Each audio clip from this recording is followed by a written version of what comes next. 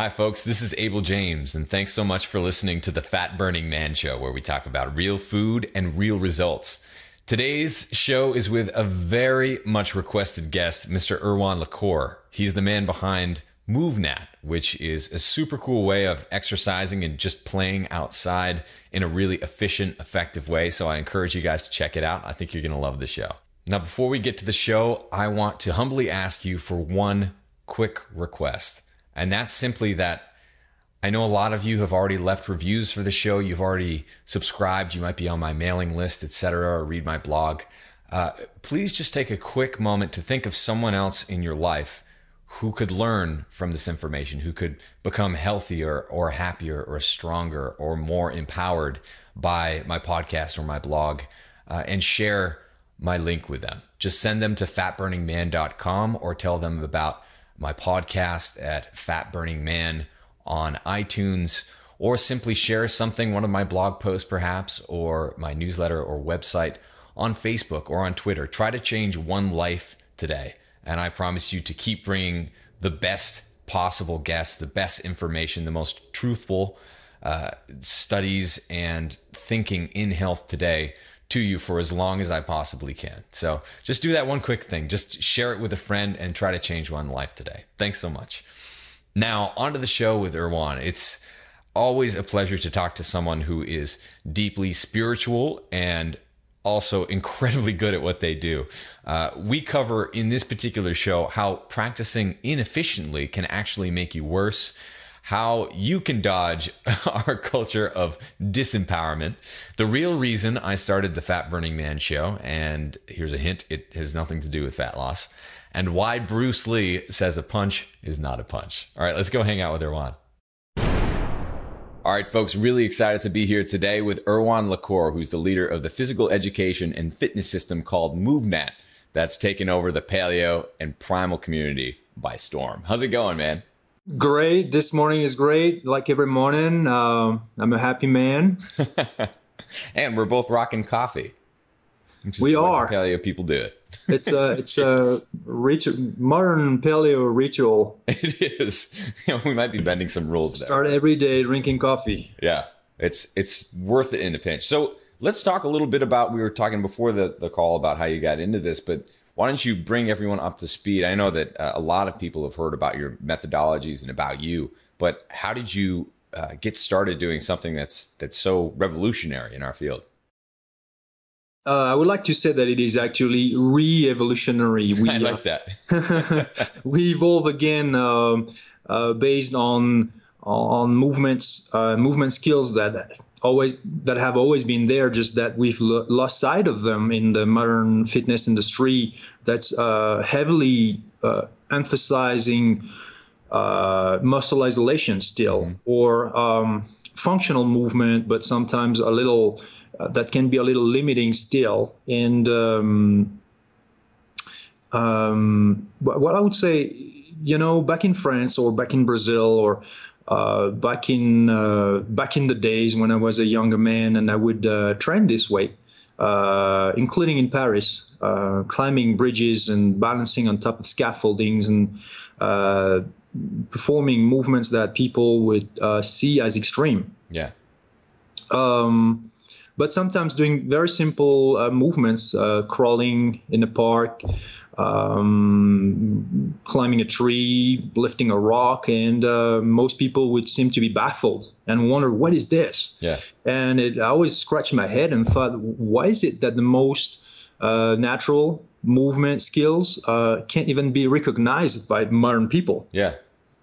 And I really decided that this approach would deserved to spread again, deserved to be recognized and acknowledged again, and have a name, have a method, and gain again place and recognition in the modern world, and especially in the modern fitness industry. Mm-hmm. And I decided that would be my mission. Yeah. That I was going to dedicate my life to just doing that. Yeah. And so go ahead. And luckily, so I had a small video of me moving through the woods and walking up a creek, holding a log, carrying a log, and upstream and things like that. And a friend of mine, back then an online friend, Barefoot Ted, showed this video to Christopher McDougall, who's now known and famous for being the bestseller author of Born to Run. Right. And he got him so excited that he reached out to me very shortly after and said, I want to write a story for Men's Health. And first thing I said was no. You guys are doing something completely different, and I don't want my message to be deformed, and I don't want to sell out. And he said, hey, if you trust me, I'm going to give you exposure, and I'm going to give exposure to your ideas of what fitness is, or what fitness could be, or even should be. And then I said, great. Let's do it then. And then I had this feature-length article in Men's Health in 2009, and then the rest is a long series of media exposure, but also a lot of work and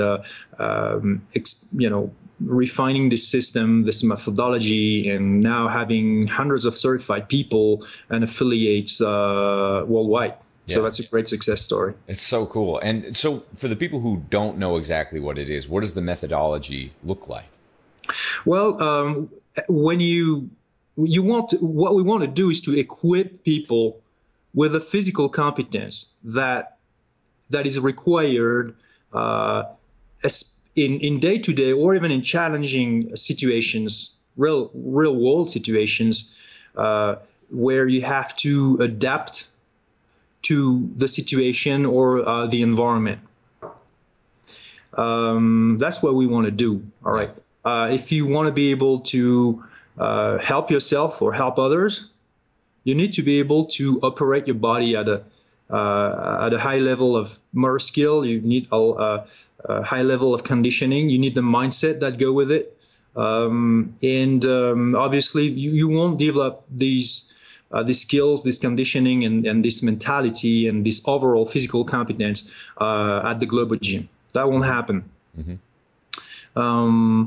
So the methodology is based on the practice of all these natural movement skills that are specific to the human species. Right? We're not eagles. We can't fly.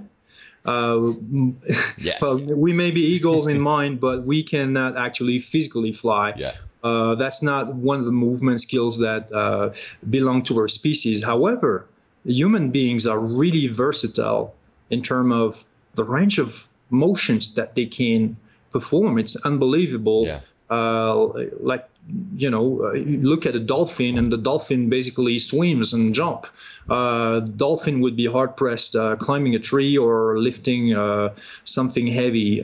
So the movement, the human movements are unbelievable. All we can do, we can run, we can jump, we can balance, we can crawl, we can also swim, we can dive, mm-hmm. We can manipulate loads in many ways. We can lift and carry them, we can throw and catch them, and we can fight. It's unbelievable, all the movement skills that humans can do. And the idea is this: instead of thinking, okay, I'm going to get my conditioning straight, and based on that, I can do any movement. Well, our observation, it doesn't work this way. Mm-hmm. What you want to do is to practice the movements and acquire the conditioning mm-hmm. in the process. And of course, not just the conditioning for the sake of a strength and conditioning, but this symbiotic development of motor skills and strength and conditioning, so including, of course, mobility, coordination, peripheral vision, alertness, responsiveness, spatial awareness, and so many aspects of physical competence and fitness that are usually not really taken care of mm-hmm. In the modern fitness options. Right. Yeah, one of the things, so I do Krav Maga, and I've really enjoyed it. I started it about 8 months ago, and I did karate growing up, and I always really liked self-defense, but it was so interesting to me because I felt like I'd pretty much understood most of the things there were to understand about lifting weights and getting strong and changing your physique, at least appearance-wise. But when it comes to functional stuff, the alertness, like you said, and the ability to move in any direction and do kind of these unpredictable type movements, that really comes more from like, and I was amazed how much it comes from that, but the self-defense type scenarios, because you're bouncing all over the place. You're trying to run away from people and jump away from people, and you really have a pretty good understanding of how much we can do and how much comes natural to us once you're put in one of those situations. But at the same time, you're so new to it that you're not good at it at first. And so someone who, you know, is this tall can wipe the floor with you because they are used to those movements. So can you talk a little bit about, I know you have a background in jiu-jitsu. Can you talk about that a little bit? Well, I think that your experience is interesting because, whoever is plunked in a situation where you have to be highly practical in your movements and highly adaptable to the context. And in that case of Krav Maga or defensive combative skills, the context is not a tree, not a log, not an obstacle. The context is an opponent. Mm-hmm. And this opponent is going to move, and you have to move in relation to how they move. You have to adapt to their strategies, and it's highly practical. It's highly adaptable. So you need to be very aware, very alert, and very responsive. So not only it is a physical action, it's also a mental action. You need to really be engaged mentally, because if you're not engaged, regardless of your movement abilities, if you're not alert, then you do not get the information you need to be responsive. Mm-hmm. And if you had the ability to be responsive, but or if you had the ability to be very alert, but don't have a body that responds well to your commands, right? Then okay, oh well, this fist is coming at me, and well, you need to move. Yeah. So there is a level of complexity here that is unmatched, at least compared to, say, a bicep curl isolation type of movement, which is so predictable, which is so segmental, it's such a discrete component of movement that is not even performed for the sake of developing any real competence, just for the sake of looking good. Yeah. That is definitely something that is of absolutely no interest in our philosophy, in our mentality. Our mindset is a high level of physical competence. So, like I said, like I underlined, just addressing the body is not enough. You need to address also the mind. The fitness is also the fitness of the mind in terms of how aware it is, how mindful it is, how alert it is, and how it can make your body very responsive. Mm-hmm. For instance, there are some movements such as throwing and catching. The catching part is the part where you need to be very alert and very responsive and very coordinated. It may not be high intensity in terms of the body. It's not good for metabolic conditioning. Right.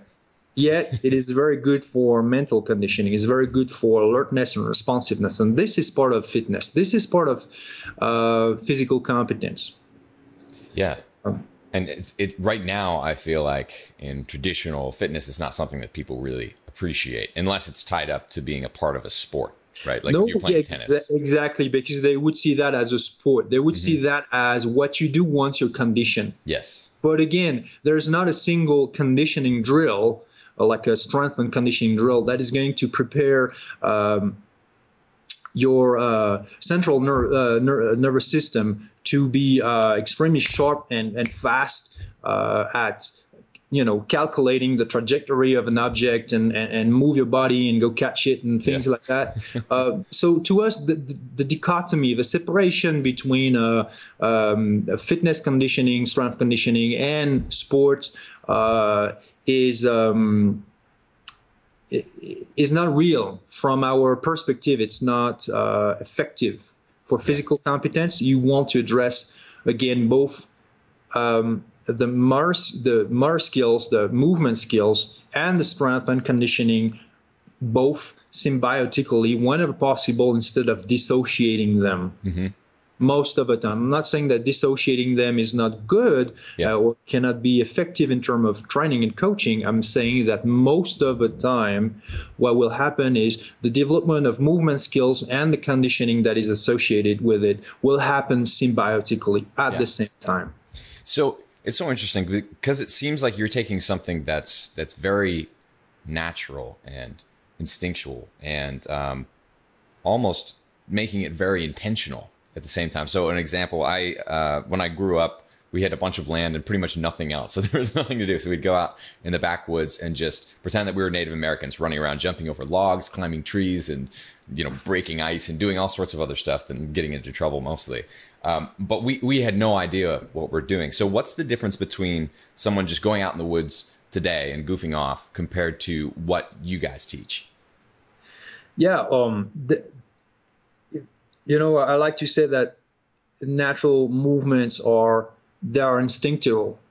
It's not like we teach you to run or jump and climb. Yeah. Or balance or crawl. That's not what we teach. What we teach you is to be efficient, more effective and more efficient at climbing, balancing, running, etc. Yeah. And there's no doubt that nobody starts from scratch. However, there's no doubt that anything we do as humans can be improved. Yeah. The way we stand, the way we breathe, the way we think, and obviously the way we move, even when it's something natural. Breathing is a very natural thing, right? And yet there are people who teach you how to breathe even more efficiently. That's so true. And as a matter of fact, the reason is that some people have lost their ability to breathe normally, to breathe correctly, and their breathing patterns are pathologic. They're not good to the point that it just alters their health. And we're talking here about the most natural, unconscious. It's a form of internal movement pattern. Breathing. You don't have to think about how you breathe normally. The same way normally you don't have to think about the way you stand, the way you walk, or the way you run because it's instinctive. And yet, when you want to pay attention to it, you may discover ways to improve your patterns. So basically, you start from what is innate to you and to everybody, to every human being, and then you acquire greater level of control, of skillfulness through mindful practice. Yeah. Everybody loves to quote Bruce Lee, and I think that he said something like, at first it's just a punch, and then it's not a punch anymore. Yeah. And then it's just a punch again. What he described here is the matrix of the development of competence from unconscious incompetence. First, it's just a punch. You're not even aware that your punch is not even really efficient.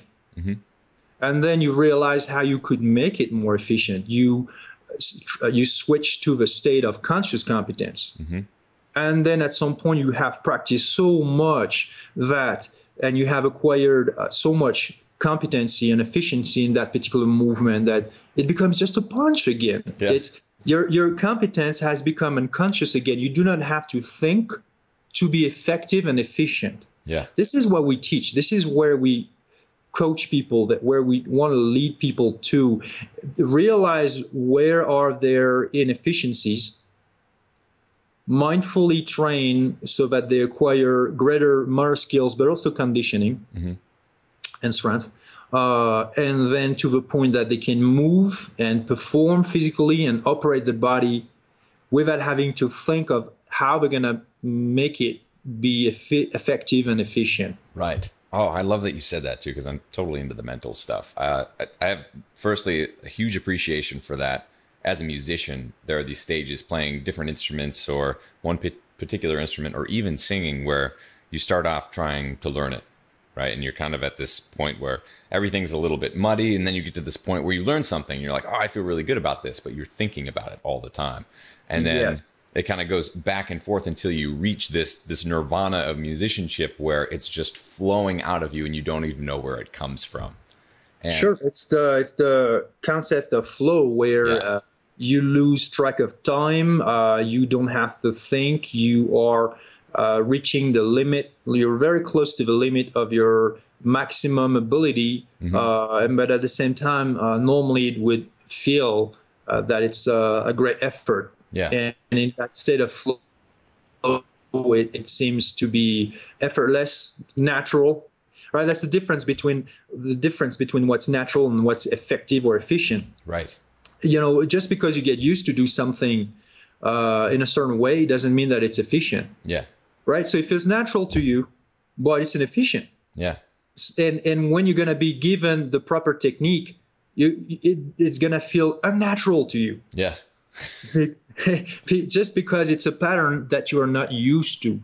Right. A lot of people get used to patterns, thinking patterns, movement patterns, any pattern, anything they do regularly and consistently, they get used to a certain pattern. They get accustomed to it. That's the thing, is that if you don't emphasize the most efficient technique possible, and if you perform obsessively any given pattern that is inefficient, that's what your brain is going to record. That's what your brain gets used to. So, for instance, if you're going to jump on top of the box, up and down, up and down, up and down, up and down for stamina, for conditioning. But if you do that with a mediocre position, mediocre movement pattern, you can't expect that the one moment where you will have to jump not 100 times, but one time, and the obstacle will be completely different. You can't expect that you're going to be skillful at that moment. Yeah. First, because the environment is changed. It's not exactly the same obstacle. It's not the same jump. So you may not even have developed the motor control that's required for that particular variation in the environment. And secondly, because just because you're conditioned doesn't mean you have condition on the basis of proper movement, Yeah. proper technique. So your brain is not all of a sudden going to do something magic and pull off the optimum, extremely graceful and efficient technique. No, it will revert back to what you have trained it to perform over and over and over, which in that case is going to be that sloppy movement. Yeah. Right? Yeah. So, yeah, there's a difference between natural and efficient. What we want to do is to bring the natural movement patterns back to the highest level of efficiency.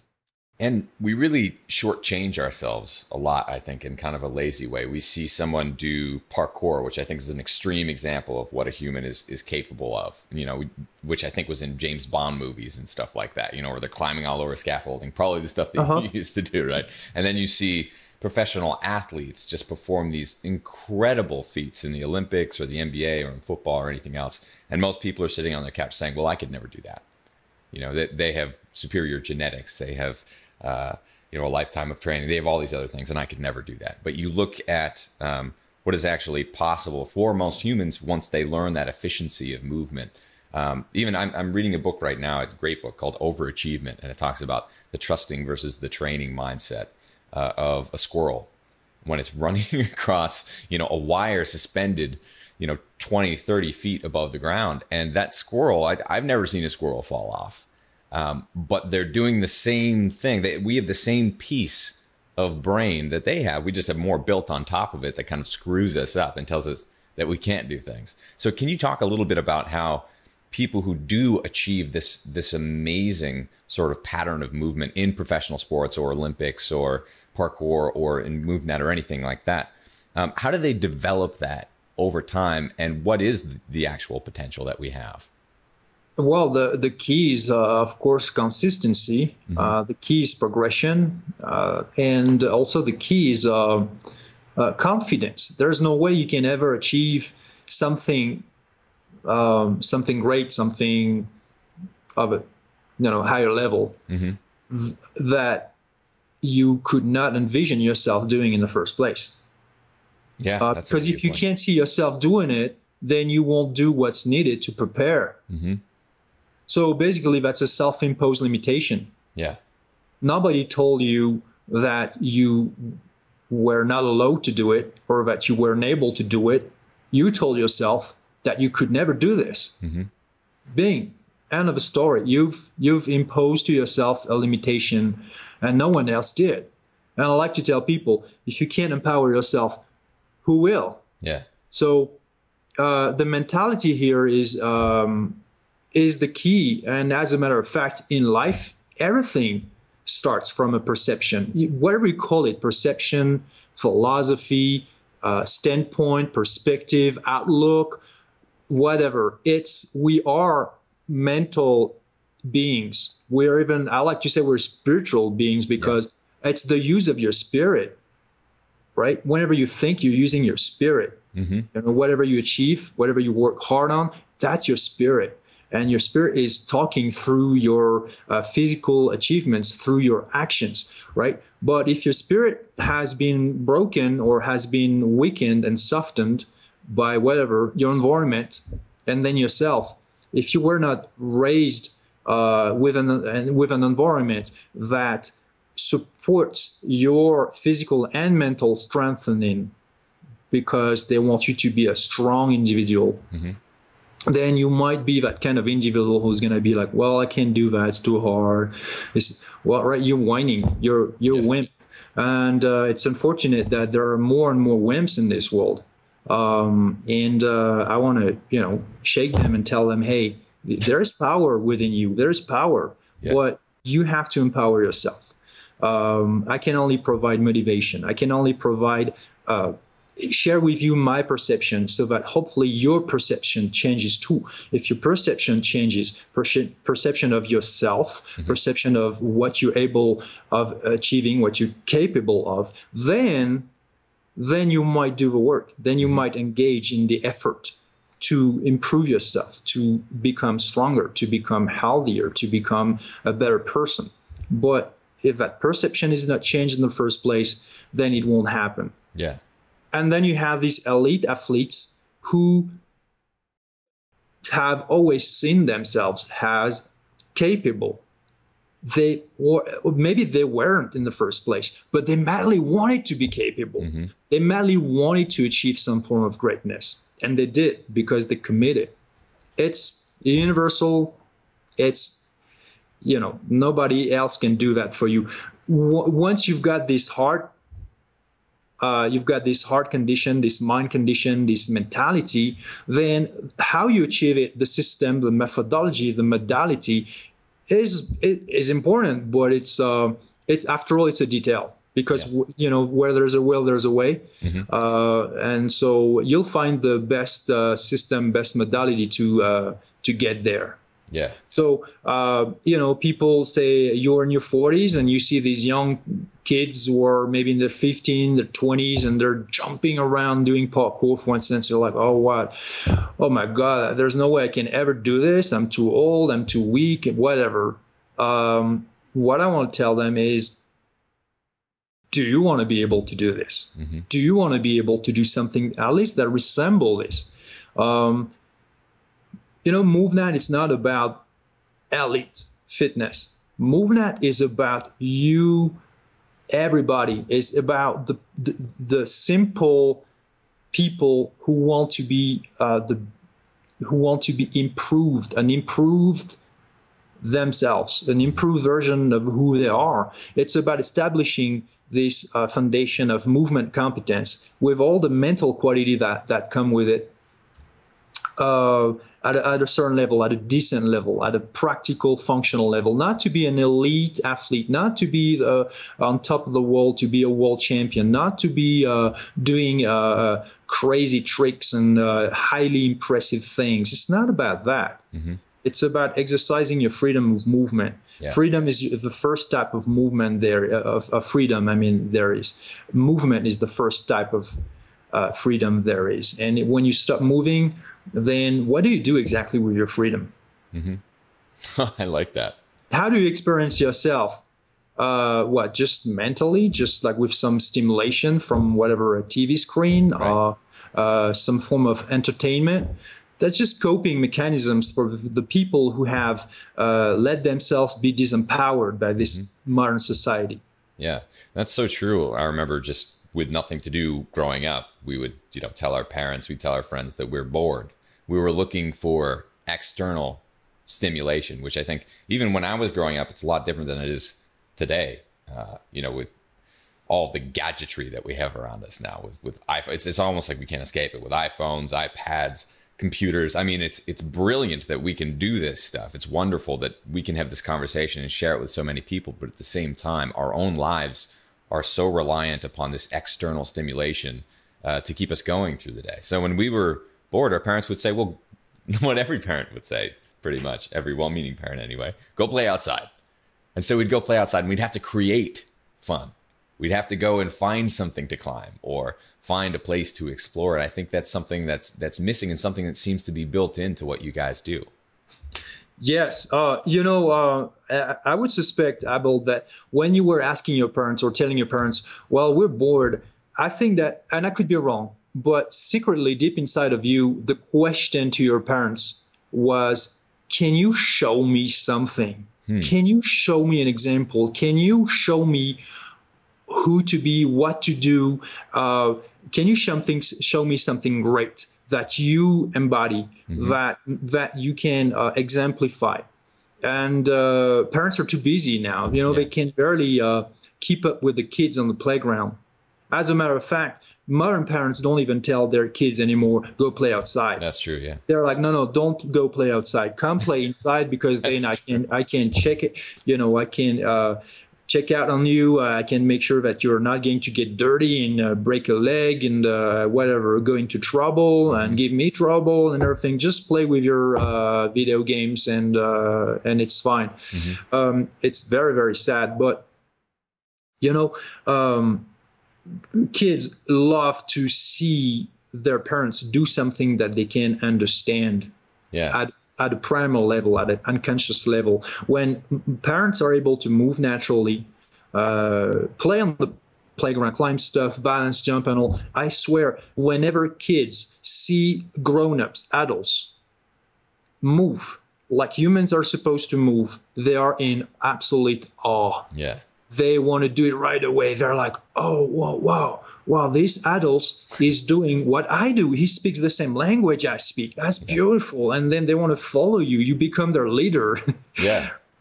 I see that happen every time I practice some movement at the playground or in a public place where there are families and children. The children just look up to the adults that speak the language they speak, the language of movement, the language of natural movement.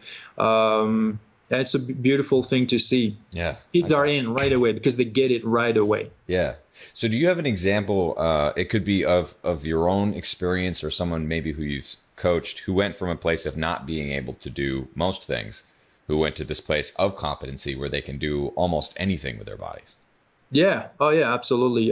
One of the first example that come to my mind is Don. Don was in his 40s, and he was slightly overweight. He was overweight, not too crazy, but he came to one of my 5-day workshops in West Virginia. One of the very first that I held in the US just after I moved to the US. But the thing about Don is that he had chronic back and neck ache. So obviously he couldn't move much because of that. He was in constant pain. He was always taking painkillers. And the first evening there is a small container on the table, on the dinner table. And I look at it, or somebody points out the little container to me, and actually it's a muscle relaxing gel for horses. For horses. For horses, veterinary. So like you can imagine like the amount of whatever substances there is in that kind of gel so that it's going to be enough relaxing to a horse with like such large muscles. This man was in constant pain, had been in pain like this for years. After a third day of being in nature, moving naturally, exploring a whole range of motions and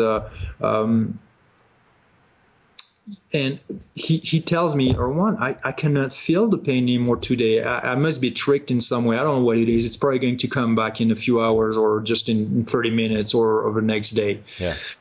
As a matter of fact, the pain did not come back. And he had stopped taking his painkillers. The pain did not come back. And then we had to start calling him the Unstoppable because he wanted to do so much. He was completely relieved, liberated, and empowered. He started to, his behavior started to change. He started to be a very funny man, cracking jokes all the time, and wanted to run and jump and vault and climb and do all these movements. It was emotional. It was moving. It was beautiful things to see. I'm not saying that we do miracles. I'm not saying that this is the cure for everybody, but something really special happened at that moment for that man. I think that he was replaced in the environment that is natural to him, that's natural to everybody.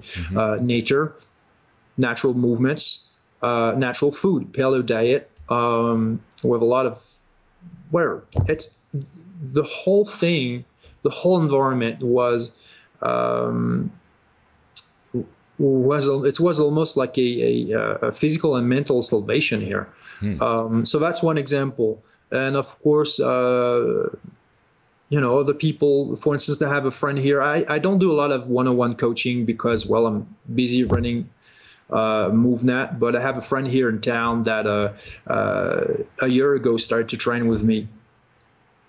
And he was really overweight, owner of 2 restaurants here in town, loved good food and everything, unable to squat, unable to run more than 50 yards, just jogging with a horrible form.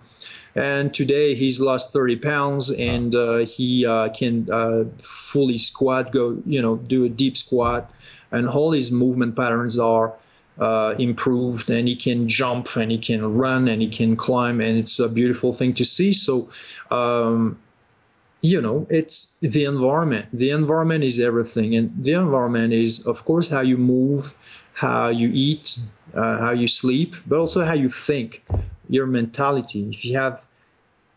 If you embrace the perception that you can be strong, that you are strong, it doesn't matter where you start. It matters that you have engaged yourself, body and mind, in that process. And every moment counts. Every positive thoughts count. Every meal, every movement and training session is you adding to that process, nurturing, fueling this process, and making yourself strong. Strength is multi-level. It's not just muscular strength. And strength is, most importantly, not a state. It's a process. Yeah. The moment you stop being attentive to that process, you're not strong anymore. You're going to become weak again. Right? So the motivation to engage in that process is very important. Millions of people out there need it today. Yeah. There's a societal disempowerment that's like so obvious. People are disempowered because it's almost a culture. You look at every TV commercial, and most of the time they show people, men or women, that are stupid, that behave stupid, that are cowards, that are unfit, out of shape, that are just. It's like a nurturing of this mentality, but this is not what we are. This is not what we are. Yeah. Right? Some people are fooling us here. Right? We're supposed to be strong. We're supposed to be healthy. That's not an option. That's what evolution and the design of evolution wants you to be. That's your program. That is your program. That's what you're supposed to be. Only a sick culture and society allows you to survive with this amount of weakness and illness that most people have in their lives. Yeah. Right? Only that system maintains you, is able to produce this, and then to maintain you in that poor state of life. Yeah. This is not quality of life. Quality of life is when you are truly healthy, truly strong, truly free, have the ability to be who you have decided to be, and experience yourself at high levels of energy and creativity and happiness and freedom. Not to crawl. Yeah, that is such empowering stuff. I love that. I think so many that's people need to do that. Because I want to tell people, go beyond fitness, go beyond just the body. You know, if you can do 10 pull-ups, great. It's a great achievement. It's definitely something to commend, but it goes beyond that. It's about self-actualization. Yeah. It's about self-empowerment. It's about self-liberation. And when you have achieved that, then you can do anything. Yeah. So the pull-ups and whatever, the jumps and the movement is just the regal doorway. It's like the where you go to experience that. Yeah.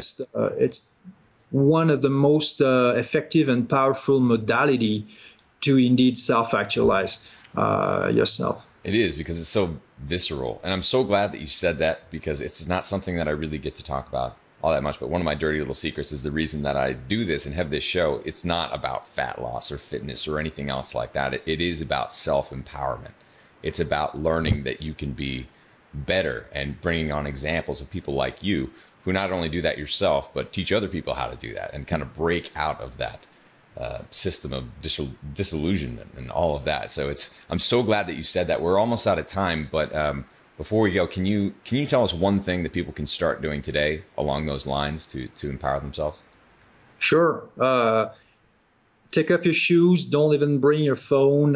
Go with just a simple pair of shorts in nature. Crawl, balance, jump, do the basic movements, the fundamental movements. Explore your true nature. Empower your human nature. Do something that is real. Do something that is natural. Do something that is grounded. Mm-hmm. Connect with the nature within. Connect with the nature outside. You can't even fathom the amount of energy you can draw from resetting yourself back to these natural behaviors, and especially in natural environments. Mm-hmm. Kelly Starrett, who's a brilliant instructor,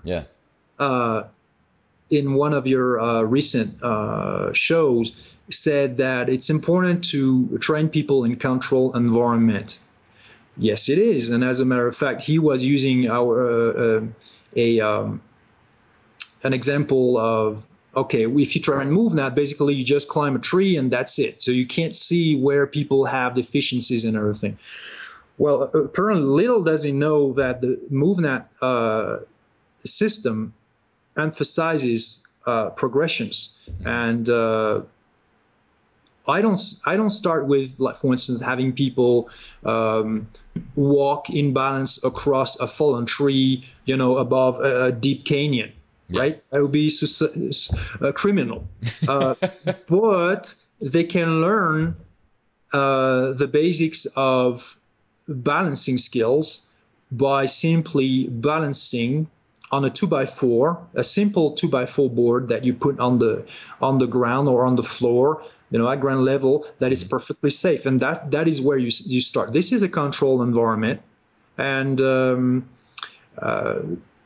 it's important that indeed you can bring every movement skill back to its basic form in terms of complexity. You don't have to go in the wildest environment, and you can't expect that you go in the wilderness and then you're gonna thrive there, and you are a zoo human. Yeah. And all of a sudden you become a natural athlete, or in just a few hours or in a few days. It won't happen this way, because it is true that nature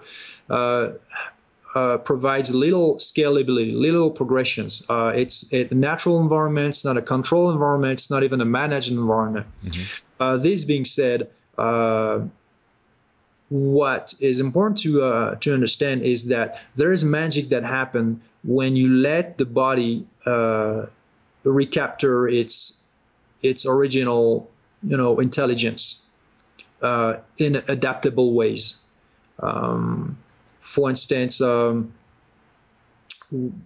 may have heard of Gray Cook, who's a famous physiotherapist, the founder of the FMS, and he came to one of our 5-day workshops in West Virginia with his pregnant wife and 2 daughters. And we've developed a great friendship. And his younger daughter, who back then was 13 years old, she had a spurt growth, and she had like really hunched shoulders like this and couldn't fully squat. And after 5 days, Gray tells me, look at her. And she could fully squat, deep squat, with perfectly straight shoulders in perfect form. And he was surprised. He told me, I'm supposed to do this. I'm the therapist. Yeah. But what happened is that the whole family was plunked back in the environment where all movements were emphasized. All natural movements were emphasized. So the environment is so important, so powerful at resetting the body in its original functional form. Yeah. You asked me that question, what can people do? Well, people could simply kneel and crawl on their back, or in a supine position, lying position. There are so many very simple movement patterns that are natural movement patterns that people should perform on a daily basis. Squat, kneel, all types of kneeling, the tall kneeling, the medium kneeling, the lateral half kneeling, etc., etc. All basic movements. And you know what? These movements are actually not mobility drills. Mm-hmm. They're just natural movements that have disappeared from our modern lifestyles that are so convenient, but so separated from. We have too much furniture. We have an environment that gives us too little opportunities to perform the ancestral movements, the most natural movements. So when we have this in mind, we have a strategy of consistency to every day practice these simple movements. Are they good for mobility? Yes, they are extraordinary for mobility. Yet they're not mobility drills, right? Yeah. The same way a pull-up is not an upper body strength conditioning drill. A pull-up is actually a climbing movement. The reason you want to do pull-up is that you intend to go higher up, right? So that's the idea. That's the perception that I personally emphasize, which is that to stop compartmentalize everything. Okay, this is my strength training. This is my mobility training. Mm-hmm. This is my cardio training. Well, we don't approach things this way in Movnat. We say this is my movement practice, and my movement practice is not only something I do; it's an expression of who I am as a human animal, as a powerful, beautiful human that I've chosen to be. Yeah. Right. That's so cool. But go in nature. Don't do crazy things. Just explore. And if you want to learn more, then okay, you can come and train with us, because we have a lot of expertise in this. Yeah.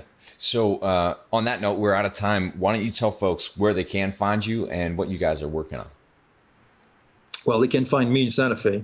They can find Movnat in online, movnat.com, movnat.com, and we hold workshops worldwide, and we also have affiliates and partners, and also a lot of certified trainers, hundreds of them now, that they can go to and learn the basics and train with and re-empower their human nature. Awesome.